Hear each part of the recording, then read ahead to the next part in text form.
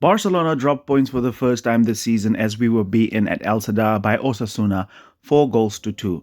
And a lot of fans, including myself, is laying a lot of the blame at the feet of Hansi Flick. Now I understand that rotations are needed, but why 5 rotations? Last time when we rotated, he kept Lamine Yamal and Rafinha on. Why couldn't he do the other way around, keep the defense on and change the strikers?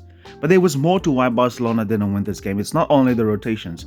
As always, do subscribe to the channel, but let's get right into the video. As expected, Osasuna set off in a mid-phase in a 4-2-3-1 and waited until the ball got to the fullbacks before they would press. Now, if the likes of Pedri and Pablito would come into these areas to drop as a double pivot, they were normally followed by the double pivot of Osasuna. Or you would see Garcia or Brian Zaragoza to come in and allow the ball to go out wide, and then they would press and set traps.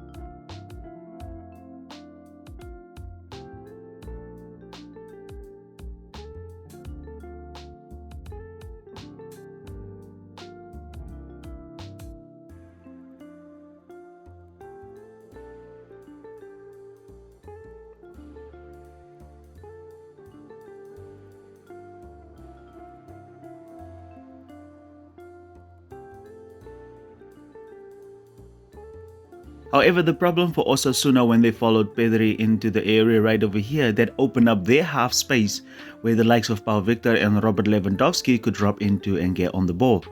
That is why Brian Zaragoza was the one who followed Pedri. But Hansi Flick saw the potential of having Martin in these higher areas right over here. And that is why he switched to a back 3 to allow Martin to go forward, and then that actually pushed back Brian Zaragoza a lot more. And Cubarsí was also tasked of dropping with the ball into the half space, and moving up the pitch with the ball in the hopes that they would push them back and actually draw players out of position as well.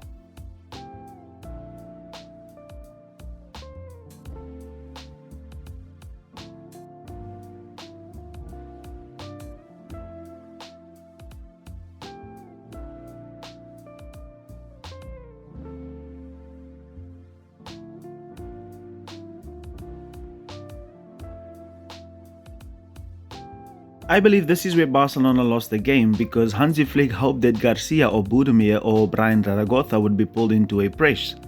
But they didn't fall for that bait. In fact, they actually stayed in half spaces in order to cover the balls into Pablito, Pau Victor, Pedri. And this is where I think Barcelona lost the game because Pablito and Pedri had to drop into these wide areas. However, they did pull players out of position, but Aymar and Toro were fully capable of actually covering for whoever dropped. And this is perfect for Ferran, but he's not good in one-on-one situations, so this is why Lamine should have started. The same with Pedri on the other side. If Pedri would drop into that space, they would have more than enough men to block all the passing lane, stopping Barcelona's verticality. I want you to look at this, Pablito and Pedri started getting space just on the side of these double pivots, right? But here's the deal. You started to see more and more of the pressure coming out from the pivots, and they had to drop deeper and deeper and deeper. And look how Garcia is blocking the passing lane from Koundé to Ferran Torres, right? And Pablito had to come a lot more deeper in order to get on the ball because they couldn't get on the ball because the passing lanes was all blocked towards them in any situation Barcelona had. And Brian Zaragoza, look how he's sitting off of the centre back and actually tried to cover Koundé because Koundé and Ferran would ultimately be in 2-on-1 situation. And Pablito had to come deep. And look, Garcia's not even trying to press Pablito because he knows that everything is going to happen in front of their low block. So this was good tactics. And Garcia, again, he's not even trying to press because he knows once he goes out, that's going to open up the middle. And this stopped Barcelona's verticality. And guess why we didn't have a lot of shots on target. The same with Pedri. Look how nobody goes to him. So I believe, honestly, that this is where Barcelona actually lost the game. This situation is perfect for somebody like Lamine Yamal because he could be in one-on-one situations, and with Pablo Torre as well. The same for Gerard Martin. We didn't have good players in one-on-one situations. And that is for Hansi Flick came up with the idea of moving Eric Garcia in between the centre backs. Now this would ultimately allow Jules Koundé to go up very high, and then Ferran Torres would then be in the half space. And now you naturally have players higher up the pitch, which Cubarsí and Sergi are now in the spaces where Pablo Torre and Pedri would normally drop. Now, when you look at this situation right over here, you can see Ferran is in a great situation. Imagine if Ferran was good in one-on-one situations that actually got him behind of that fullback, right? You see here that Eric Garcia is now the one that we're dropping towards the end of the half. He was in between Kubarsi and Sergi Dominguez, and Kunde was is a wingback actually.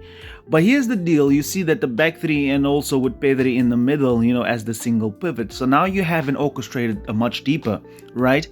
But here's the deal, Barcelona now had a greater chance of counter-pressing, because if they lose the ball high up the pitch, you have so many players now forward that could actually get the ball off of these Osasuna players.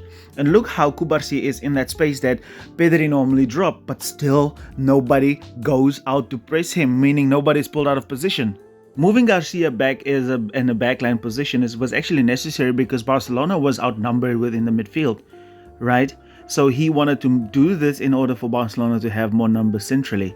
But he hoped that that could pull Osasuna out into Kubarsi, and then Pau Victor would be able to receive the ball in between the lines right there.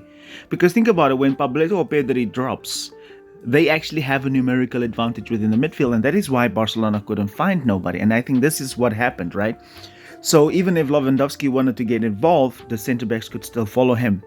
But when this change happened, the manager of Osasuna reverted to a back five, four midfielders in front of them and the lone striker up front. And this actually killed the game off, and the passing lanes were once again blocked for Barca. Here we see 5 defenders, and this was a genius move. I don't think we lost because of the lineup. I think we lost mainly because of the tactics, because now they were outnumbering us again because they had 4 players and we have 4 players. So even if Kubarsi dropped, nobody went to him. So the best we could do was to even out the numbers in the midfield, and that is why we didn't have any space. We were basically toothless, right? So yeah, Hansi Flick does have a lot to do with the lineup, but if you look at these tactics that I just showed you guys, this is why we lost the game. Because we would still be able, if there was still verticality, you still have a Lewandowski up front that could kill everybody, right? But as always guys, please do subscribe to the channel. It's going to help us a lot. I do want to know, what do you think of the tactics that I just showed you? Is it the tactics that I showed you, or is it the tactics that the lineup that was the problem? But I think it's more, yes, it's the lineup is the problem, but also it's more towards the tactics, right? And it didn't help us having the players on the bench that we did. So I would love to know, what do you guys think about all of this? What do you think? Is it the tactics? Is it the lineup? But yeah, let me know, what do you think? As always guys, like I just told you, please do subscribe to the channel. We upload weekly Barcelona content and tactical content only. And if you are a die-hard Barcelona fan, I'm sure you will love this channel. Follow us on social media. I have a Facebook page, link will be in the description. I'm gonna see you in the next video. Thank you very much for watching. Goodbye.